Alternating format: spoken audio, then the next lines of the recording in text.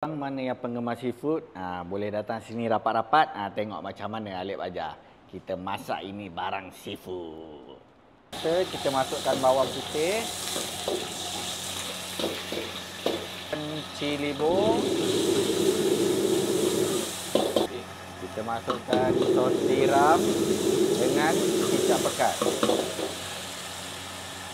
Kita tambahkan sedikit air. Macam biasa kita masukkan garam, gula dan penambah rasa. Kemudian kita letakkan sayur. Okey, sayur ikut korang lah nak letak sayur apa. Macam Alip letak kailan, bunga kobil dengan bawang Holland.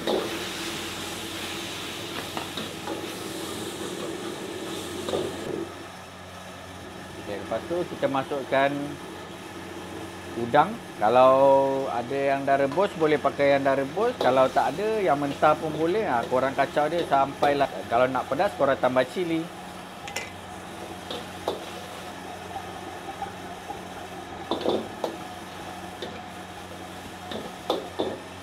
Kalau dah siap, siap dah kita punya udang masak kicap.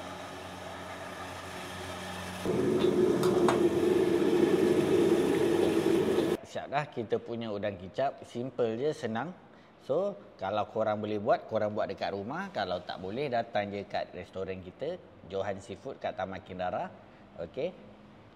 So, jangan lupa untuk like, follow, komen dan share untuk lihat menu yang seterusnya. Alright, bye-bye.